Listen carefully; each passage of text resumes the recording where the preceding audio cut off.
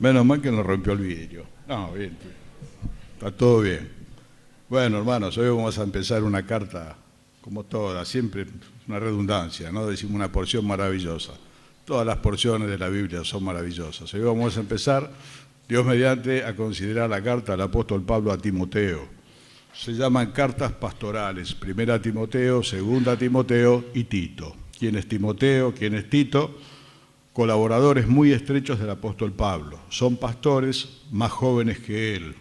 Y a través de estas enseñanzas de Dios, Pablo les enseña el oficio del pastoreo y de las cosas que ellos van a tener por delante. Cuando éramos jóvenes, los viejos decían que para ser pastor había que tener algunas condiciones. Y ellos decían, hay que tener la paciencia de Job, hay que tener la sabiduría de Salomón, hay que tener la experiencia de Matusalén y hay que tener el cuero de un rinoceronte. Estas 4 cosas, ¿no? Así decía los viejos que ya están con Cristo. Y bueno, el oficio se aprende, el Señor llama y después se va aprendiendo, y como ser padre se aprende teniendo hijos. Los seminarios dan un papel, dan un título, pero el pastorado es un oficio que se aprende haciéndolo. Y bueno, Timoteo, por las cosas que Pablo le escribe, tenía gran necesidad de aliento. Lo anima muchas veces diciéndole, mirá, Dios no nos dio espíritu de cobardía, nos dio espíritu de poder, de amor, de dominio propio. Por otra parte, muchos en la iglesia tenían en poco la juventud de Timoteo, ¿no? Que nadie tiene la culpa de ser viejo ni de ser joven, son momentos en la vida, pero a veces como que se tornan en contra. Bueno, es muy joven, bueno, es muy viejo, ¿no? Entonces, ¿a quién ponemos, no? Así que bueno, toda esta carta que vamos a mirar se encuentra que lo está alentando y que lo está alentando a soportar. No le tocó una fácil, está pastoreando en Éfeso. Hay muchos judíos que se oponen a las enseñanzas que son de Dios por toda la tradición judía de 2 milenios. Y bueno, él está enseñando el cristianismo que nosotros conocemos y todas estas cosas no son fáciles.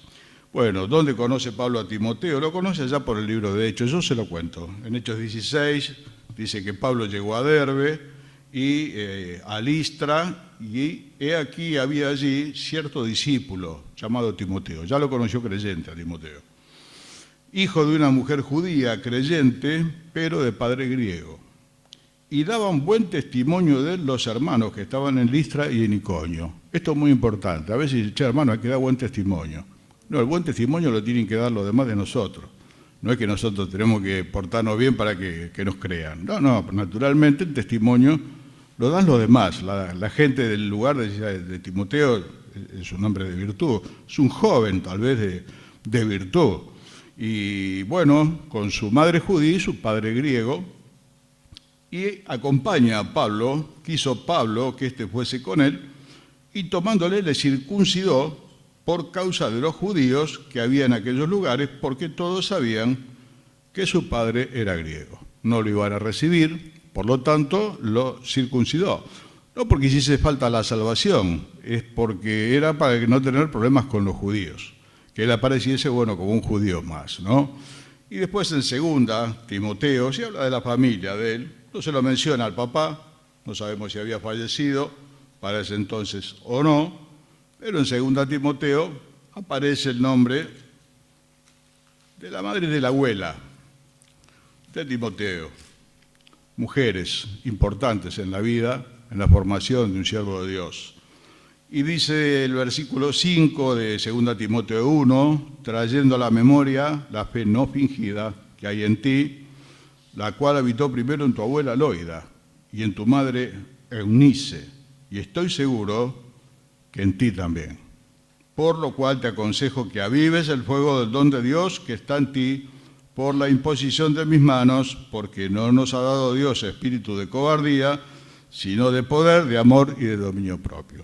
Algunos dicen que tenía un carácter más bien un poco retraído, a lo mejor estaba superado por las circunstancias. Miente cualquier pastor que diga que nunca se vio superado y con ganas de salir corriendo. En algún momento de la vida viene el deseo y a Timoteo había que apuntalarlo un poco, no lo tenía fácil, tampoco eran tantos. Decía Pablo en otro momento de Timoteo, a ninguno tengo del mismo ánimo, no es que había un montón. Lo tenía Timoteo, lo tenía Tito, Epafrodito, había un equipo, pero no eran tantos. Y el partido era desigual. Y la lucha es grande. Pero el Señor es con nosotros, hermanos, no hay que victimizarse, nunca es bueno, ¿no? Decir, no, porque los pastores, esto, lo otro. Los pastores tenemos el privilegio de que el Señor nos haya dado el cuidar su rebaño hasta que Él vuelva. Y si algo se padece, como se padece, también abundan las consolaciones del Señor. Así que hay que tomarlo de esa manera. Tal vez entre nosotros hay jóvenes que si el Señor no viene antes sean los que van a ir reemplazando, porque es bueno que haya pastores de todas las edades. Pastores jóvenes, tal vez, el Señor empezó a los 30, Juan el Bautista a los 30, José a los 30 son una buena edad para el ministerio.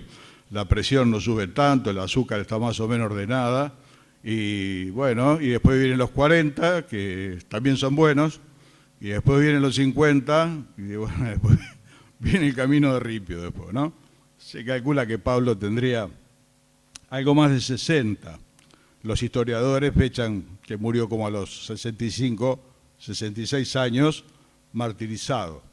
Y tal vez tuviese Timoteo entre los 30 y pico y los 40. Este más o menos es el panorama. Vamos a la carta en sí, vamos a leer primero a Timoteo, capítulo 1, algunos versículos, después lo vamos a continuar. Comienza Pablo diciendo, Pablo, apóstol de Jesucristo, por mandato de Dios nuestro Salvador y del Señor Jesucristo, nuestra esperanza.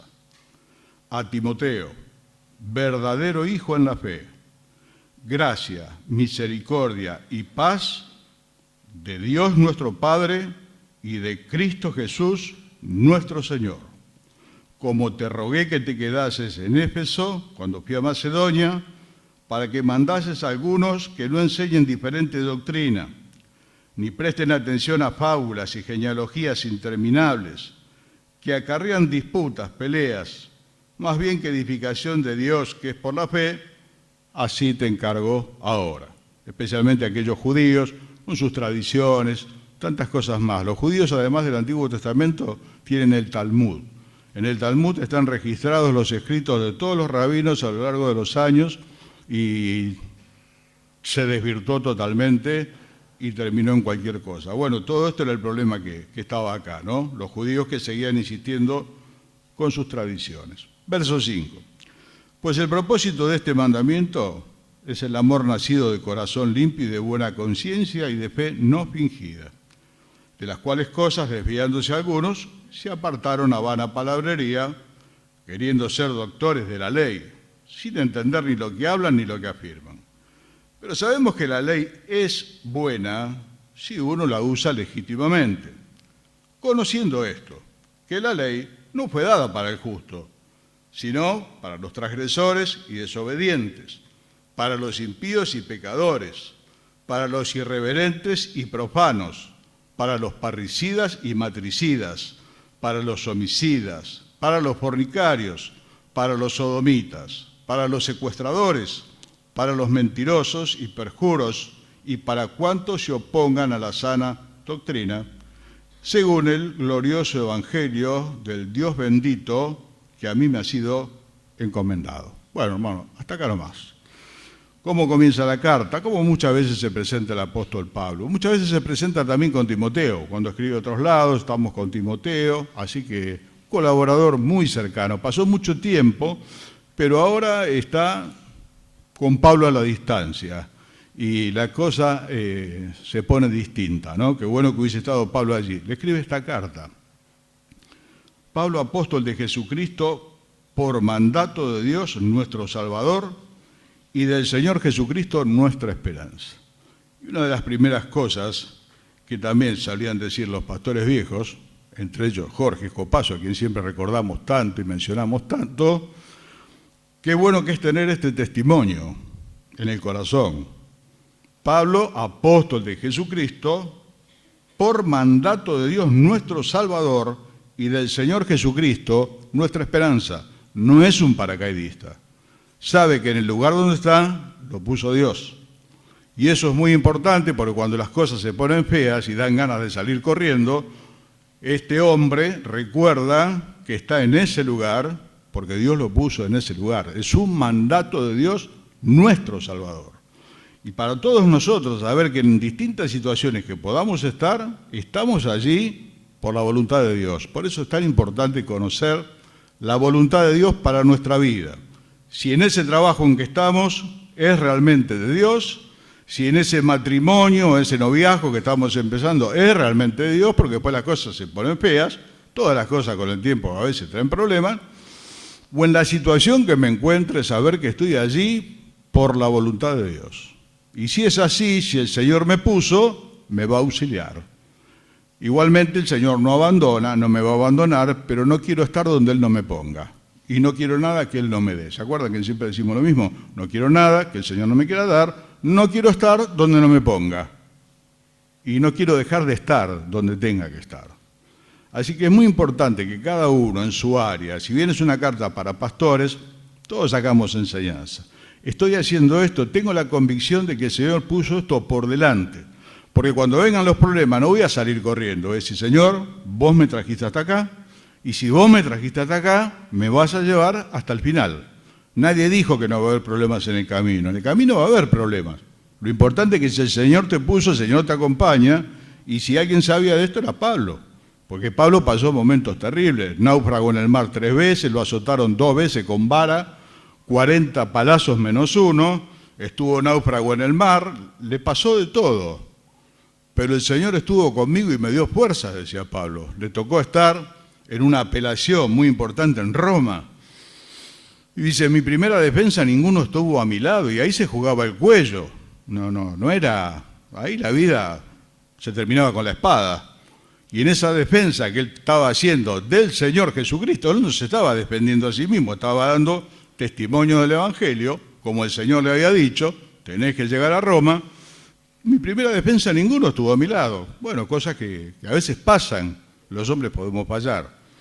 Pero el Señor estuvo a mi lado y me dio fuerzas para que por mí fuese cumplida la predicación del Evangelio.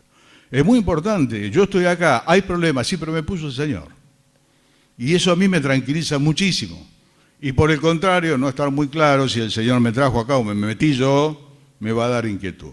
El Señor es bueno, hermano, el Señor no abandona, y si te metiste en el lugar equivocado, clamá, el Señor te va a sacar, y es pronto para ayudar, ¿no? Pedro le dijo al Señor, Señor, socorro, era urgente, se estaba hundiendo, el Señor lo agarró de la mano y lo levantó. El Señor no abandona, pero es muy bueno que lo que estemos haciendo en el área de lo que sea, trabajo, familia, ministerio, por mandato de Dios nuestro Salvador y del Señor Jesucristo. Qué confianza, ¿no? Bueno, hermano, a revisar si donde estamos pisando en el lugar equivocado, estamos en el lugar cierto, estamos haciendo lo que Él puso por delante. En otra ocasión le dijo, díganle a Arquipo que cumpla el ministerio que recibió del Señor. Pablo sabía que Arquipo había recibido un ministerio del Señor y medio lo estaba descuidando. Y se lo mandó, no por carta, no por privado, se lo mandó en público, ¿no? Y díganle a Arquipo que cumpla el ministerio que le ha sido encomendado. Pablo, ¿a quién? A Timoteo, verdadero hijo en la fe. Pero dice, pero si lo conoció ya convertido. Hermano, empezando por la punta, todos los hijos son de Dios, ¿no? Todos somos del Señor. Él es el Padre. Pero también es cierto que a veces en la tierra algunos han llevado, Pablo dice, Dionésimo, al cual engendré mis prisiones. Fue un esclavo que se había escapado, había robado, lo encontró en Roma y estando él preso, le predicó el Evangelio y lo llevó al Señor. Entonces hablaba de Onésimo como un hijo al cual le engendré en mis prisiones. Lo engendré en el Señor. También le dijo a los corintios, aunque ustedes tengan un montón de ayuda, en Cristo yo los engendré. Yo les prediqué el Evangelio, yo los llevé al Señor. Por eso, de alguna manera, Él se presenta como un padre. En el caso de Timoteo no lo llevó Timoteo al Señor, no lo llevó Timoteo, lo llevó la abuela y la madre. Una herencia de fe, hermano, de paso, ¿Qué regalo le querés hacer a tu hijo? ¿Querés mucho a tus hijos? ¿Qué regalo le querés hacer? Hacerle un regalo de fidelidad. La canción es hermosa, que nos puedan recordar que fuimos fieles y que nuestra devoción les dé valor. Hermanos, los hijos saben que tenemos errores, aciertos y demás, pero que nos puedan recordar que fuimos fieles. La abuela, la madre y Timoteo. Una fe que se pasó de una generación a otra. Es la mejor herencia, no siempre se puede dejar la casa. Hoy se está poniendo muy difícil, ¿no? Antes los viejos por ahí dejaban la casa, ahora no sé quién le va a dejar la casa a quién. Pero dejar una fe no fingida, una fe verdadera, es el mejor regalo que te pueden hacer en la vida. Es lo mejor que puede pasar y es lo mejor que podemos hacer por ellos. Volvemos a los hijos. ¿Era hijo de Pablo, lo engendró Pablo a Timoteo como Onésimo? No. Pero de alguna manera lo crió. Es como el tema de los padres biológicos y los padres adoptivos. A veces los padres son biológicos, lo engendraron. Y hay padres que no son biológicos, son adoptivos y criaron. Y es tan importante uno como el otro. Y de alguna manera es muy importante el que adopta, porque está adoptando y haciéndose cargo y poniendo todo de un hijo que no precisamente fue engendrado por él. Y a veces personas que han engendrado hijos no se ocupan de los suyos. Así que es importante engendrar, si podemos, el Señor nos da la gracia de llevar uno al Señor.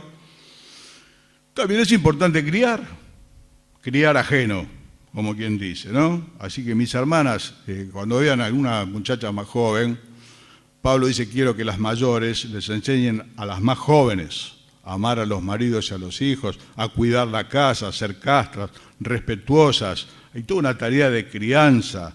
No siempre lo llevamos nosotros al Señor, pero a veces sí lo podemos criar. Por ahí lo llevó otro, pero nosotros podemos hacer una muy buena tarea criándolo. Mucho hermano, mucha hermana joven en la fe, no sabe para dónde salir. Y qué bueno es cuando se acerca. A mí me criaron, yo no me crié solo.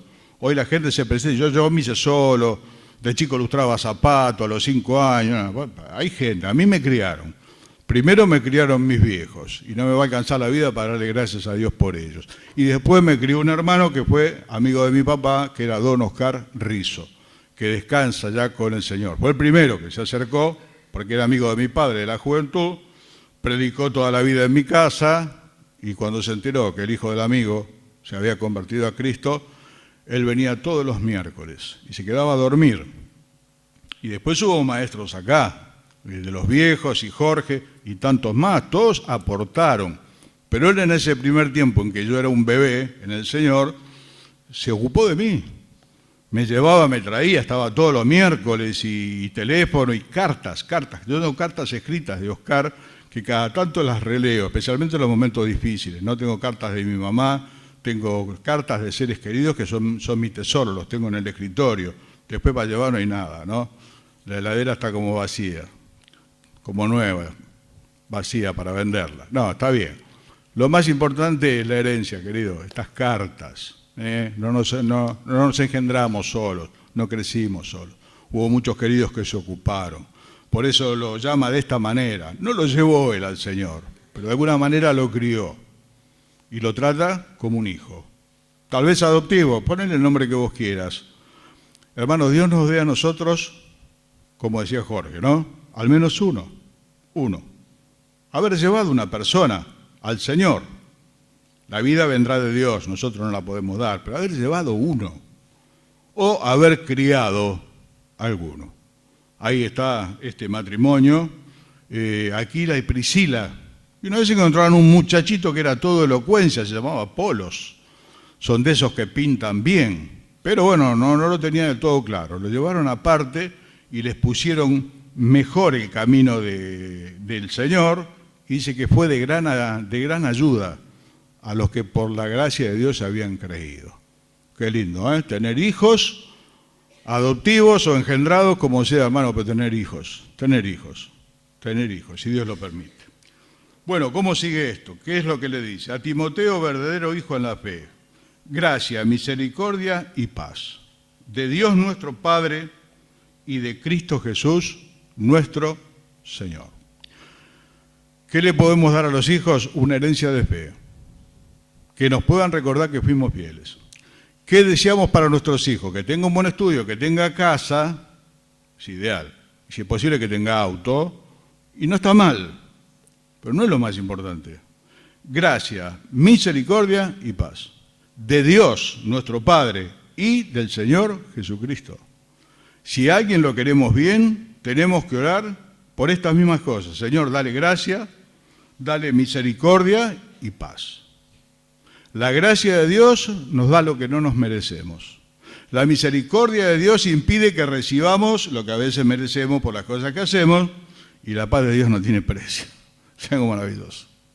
Si el mundo supiera lo que es la paz de Dios, la quisiera comprar. Y sin embargo es gratuita. El Señor antes de partir le dijo a los suyos, la paz os dejo, mi paz os doy.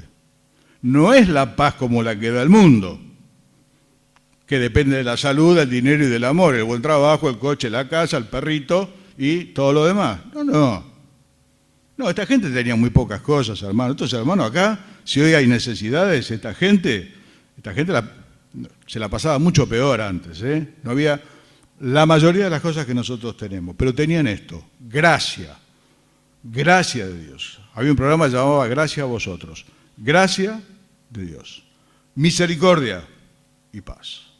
Dios quiera que estas tres cosas estén en nuestra vida. Si tenemos perrito, mejor. Si tenemos una campera nueva, mejor. Y si tenemos todas las cosas que quieren los que no conocen al Señor, mejor. Pero gracia, misericordia y paz. De Dios nuestro Padre y del Señor Jesucristo. Como te rogué que te quedases en Éfeso cuando fui a Macedonia, para que mandases a algunos que no enseñen diferente doctrina, ni presten atención a fábulas y genealogías interminables que acarrean disputas, más bien que edificación, que es por la fe, así te encargo ahora. Una de las cosas por la que todo pastor, y todos en el rol que tenemos que velar, es por guardar la enseñanza sana. Ahí escribe Judas, el medio hermano del Señor, que contiendan ardientemente por la fe una vez dada a los santos. Es un legado que hemos recibido. Obviamente está en el libro, pero también la enseñanza. Pablo después le dice, persiste tú en lo que aprendiste y te has persuadido. Estar crecido en las cosas de Dios, traspasar el legado, darle la palabra de Dios y que la encargue, que la guarde, mandá que no enseñen diferentes doctrinas. Todos los días tenemos doctrinas nuevas, más ahora con internet, estamos online con todo el mundo. Novedad que sale en cualquier parte del hemisferio, ya en 10 segundos está en tu máquina. Cada vez hay más novedades, hay un brote de judaísmo ahora muy grande, algo que se había terminado casi hace 2000 años. Hoy volvieron los judaizantes, son cristianos mesiánicos, pero son más mesiánicos que cristianos y ¿qué hacen con esto? Confundir a las personas. Y bueno, y allí viene el calvinismo y tantas cosas más. Evidentemente hay criterios distintos, si bien hay una forma de interpretar la Biblia, no es caprichosa, hay una forma de estudiarla e interpretarla. Es verdad que algunas opiniones por ahí son contrapuestas, distintos puntos de vista, acerca de algunos temas que no están del todo claros. Pero ¿qué es lo importante? No hacer lío con lo que creemos, hermano, no hacer lío con lo que creemos. A veces cuando alguien descubre una verdad, que de vuelta, como decían los viejos, si es verdad no es nueva, si es nueva no es verdad, el problema es cuando empieza a hacer proselitismo adentro de la iglesia. Y esto lo hemos sufrido en esta iglesia hace muchísimos años, no hace mucho en la iglesia vecina con el calvinismo, se terminaron yendo 4 o 5 familias, porque alguien vino con la novedad, que si estás elegido, podés dormir tranquilo, y si tú no estás elegido, ni busques a Dios, porque ya Él no te eligió. Lo cual no es así. Pero no solo que se equivocan, perturban la fe de los demás y dividieron la iglesia. Acá en su momento fue con el famoso carismatismo. En el año 66 yo no estaba, pasó la primera oleada, que es el carismatismo. Algo que hoy vuelve, que todos los dones están vigentes. Hay sanadores, hay profetas, hay de todo. Bueno, ya lo dijimos varias veces con la Biblia, que entendemos que eso no está. pero han trastornado iglesias enteras con esto. Y nosotros no estuvimos lejos, en la del 66 no estaba, yo en el 86 estaba, se fue media iglesia. Así que todo pastor, todo hermano crecido, toda hermana crecida, porque no solamente los pastores, tenemos que guardar la buena enseñanza. Y cuando alguno viene con alguna novedad, escucharlo y atenderlo y enseñarle. Porque la enseñanza es una. Y después vienen los problemas. Causan divisiones, no edifica para nada, trae problemas. Entonces, guardar la enseñanza. Obviamente, lo del versículo 5, ¿no? ¿Qué dice? El propósito de este mandamiento es el amor nacido de corazón limpio y de buena conciencia y de fe no fingida. Hermano, la doctrina es esta, la que nos dio el Señor, la que repitieron los apóstoles, la que encontramos a lo largo de todo el Nuevo Testamento, que nos amemos los unos a los otros, de un corazón limpio, de una fe no fingida y de una buena conciencia. La vida cristiana es esto, una buena conciencia, una fe verdadera y un amor puro que brota de un corazón limpio. Todo lo demás son historias. A veces vienen las peleas por si el Señor viene así, si el Señor va a venir de esta otra manera, si el milenio, se arman discusiones, peleas, nadie se edifica con eso, nadie come con eso, y sí con el ejercicio de una congregación que se quiere. Porque parece que lo de amar está tan arriba, nos tenemos que querer, hermanos, nos tenemos que querer los unos a los otros, querernos, preferirnos, buscarnos, ayudarnos, todo lo que eso significa, el ejercicio del amor, lo que hemos aprendido. Un mandamiento nuevo os doy, dijo el Señor, y Juan después dijo, miren, no tengo algo nuevo, tengo lo de siempre, no es un misterio la vida cristiana, es evangelización, conservación del fruto y comunión, unos con otros. ¿Habrá cosas para estudiar? Sí, pero lo básico es esto. Y si esto no está, con el estudio solo no hacemos nada. Tiene que estar esto. Es la base del cristianismo. Y yo no lo digo porque lo haya alcanzado, hermano, que quede claro, ¿no? Que todos luchamos con estas cosas y luchamos bastante. Pero esta es la esencia del Evangelio. Que nos amemos los unos a los otros, con una fe verdadera, no fingida, con una buena conciencia. Guardando la fe y la buena conciencia, dice en otro pasaje, la cual, desechando algunos, naufragaron en cuanto a la fe. Bueno, hermano, ¿cómo andamos de la conciencia? ¿Cómo anda la conciencia? Decía un tío mío que era ateo, la conciencia es la sucursal de Dios en cada ser humano. Era ateo, mi tío, el hermano de mi mamá, lamentablemente, le hablé un montón de veces, me decía, gordito, eso te lo dijeron, es mentira, nene, me decía tantas cosas. Yo decía, pero tío, tenía ese fervor de los 22, 23 años, que es recién convertido. Pero el día me dijo, mirá, la conciencia es la sucursal de Dios en cada persona. Es verdad. La conciencia la tiene el ser humano, el animal no tiene conciencia, nosotros sí. Y aún los menos ilustrados saben qué está bien y qué está mal. Los aborígenes que nadie alcanzó saben qué está bien y qué está mal, por lo menos en línea gruesa. Más nosotros que fuimos ilustrados por la palabra de Dios.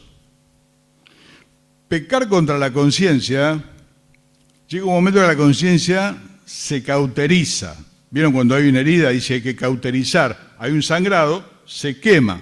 A mí me gusta mirar no son películas, son series, operan gente. Entonces hay un sangrado importante, y ahí entran y echa humo, dará un olor eso, ¿no? Pero evita el sangrado. Bueno, cuando nosotros no le prestamos atención a la conciencia, llega un momento que se cauteriza. Ya no siente nada. Es como el perro guardián. El perro guardián nos ladra una vez que pasamos, 2, 3, 4, 5, ya después somos conocidos, no ladra más, juega con nosotros y todo. Así que tenemos que guardar la conciencia, es importante. Pablo decía, aunque de nada tengo mala conciencia, no por eso soy justificado, capaz que igualmente puedo estar equivocado. Pero hermano, hacer un chequeo de conciencia, ¿la tengo en orden? ¿O tengo un conflicto con mi conciencia, pero igual lo hago por, vaya a saber qué motivo? La conciencia llama, llama. Es la sucursal, dicho con respeto, de Dios en la vida de todo ser humano. Desechando la cual naufragaron en cuanto a la fe algunos. Porque después no llama más, después no avisa más y después viene el naufragio. Naufragar significa es el barco que se hundió. Eso es un naufragio, un barco hundido. ¿Qué es un naufragio? Un creyente apartado, hundido, enfriado. Ya después no sabemos si es creyente o no lo es. ¿Qué desechó? La conciencia. El Espíritu Santo que habla a través de la conciencia. Fíjate, fíjate, fíjate. Dice que el que duda acerca de lo que come, acerca de lo que hace, ya tiene problema. Cuando estamos haciendo algo y nuestro corazón nos reprende, hermano, hagámosle caso al corazón. Porque mayor que el corazón es Dios. Vivir a la luz de la conciencia. Lo que estoy haciendo está bien y no la deseches porque llega un momento que se apaga y ya después no nos damos cuenta de nada. De las cuales cosas se desviaron algunos, queriendo ser doctores de la ley, sin saber lo que dicen y lo que afirman. Y termina hablando de la ley que insiste tanto el judaísmo. Debe ser, los equipos me parece que dan con mucho calor y nos quita un poquito el oxígeno, así que vamos a ir acortando el mensaje, se me va a dormir media congregación. Vamos con el último punto, tenga fuerza, mijo, acá está. El aire está calentito, afuera hace frío. Ahora le hacemos meterlo en el enchufe a cada uno un ratito y ya quedan como nuevos para volver a casa. Ellos insistían con la ley, bueno, sí, está bien lo del Señor, pero hay que guardar el sábado. Bueno, sí, está bien lo del Señor, pero los varones se tienen que circuncidar. Es un poco hoy el mensaje de la iglesia adventista. Bueno, sí, somos cristianos, pero el sábado hay que guardarlo. No se termina nunca. La ley es buena si uno la usa legítimamente, dice el texto. Pero no es que no sirve la ley. La ley es una y es buena si se la usa legítimamente. ¿Qué es usarla legítimamente? Usarla cuando nos señala qué es lo que está bien, qué es lo que está mal. La ley moral de Dios no cambió, la que quedó de lado es la ley ceremonial. Por eso no ofrecemos sacrificios, no llevamos vestiduras especiales, nada, porque todo eso era sombra de algo que iba a venir. Ya está, ya vino el Señor. Pero entonces la ley no sirve más. Sí, hermano, la ley sirve, los 10 mandamientos están vigentes. Y así un montón de mandamientos que tenemos, 365 negativos y 248 positivos. 365 de lo que no tenemos que hacer, uno para cada día. 248 de lo que sí tenemos que hacer. Y no hacerlo también nos trae problemas. Ellos usaban la ley para un poco esclavizar a la gente. ¿Cuál es la finalidad de la ley? Bueno, acá da una lista muy larga, fue dada para los parricidas, matricidas, toda una lista muy larga, pero el propósito de la ley no es salvar a las personas, es mostrarles lo perdidos que están. El propósito de la ley no es salvar a la persona, la ley no puede salvar, por eso mata. La ley no puede salvar, por eso tiene que matar, se tiene que cumplir. La ley de Dios se tiene que cumplir y como mata, Dios puso al Hijo y lo mató al Hijo por vos y por mí. Porque la ley necesita matar, no hay otra cosa. La única que puede salvar es la gracia de Dios. Pero la ley señala lo perdido que estamos y no nos puede salvar. Solamente señalar que en esa puerta está el Señor, que es la puerta. El que entra por él tendrá salvación. Esto es un poquito con lo que comienza Timoteo. Un hombre medianamente joven, un pastor medio abrumado por los problemas, un pastor viejo que ya hizo unos cuantos kilómetros más y la pasó bastante mal y le va enseñando y lo va animando. De eso se tratan las cartas pastorales. Una buena familia, una buena herencia de fe, el mejor regalo que le podemos hacer a nuestros hijos. Oraba al Padre atribulado, Señor, haceme como vos, porque Él quiere ser como yo. Haceme como vos, porque Él, mi hijo, quiere ser como yo. Hermano, nuestros hijos nos miran, todo el tiempo en un plano donde ustedes no miran. Mis hijos me han visto a mí viviendo conmigo en un plano que ustedes no conocen. Y la verdad, está en ese plano que ustedes no conocen. Acá, rubio, ojo celeste, así morocho como me ven. 100 kilos, entero. La fe verdadera. Guardamos la buena conciencia, es importante, es importante. Estás en algo malo, si tenés duda no lo hagas. Otro dicho de los viejos. ¿Tenés dudas? Si tenés duda no lo hagas. No deseches la conciencia, es importante. ¿Y la ley para qué sirve? La ley para mostrar la necesidad que hay de salvación. Para lo demás está el Señor. Bendito sea su nombre. Bueno, mis amados, terminamos aquí por hoy. Nuestro próximo encuentro, mañana están los encuentros juveniles, ¿sí? Los horarios de siempre, 6 de la tarde. 6 de la tarde, adolescentes, 19 horas. Jóvenes, muy bien. Y el domingo a las 10 de la mañana, si Dios lo permite, la Cena del Señor. Hermano, todos los que procuren estar en forma presencial, estén. Vamos a hacer un anuncio el día domingo que es muy importante para la vida de la iglesia.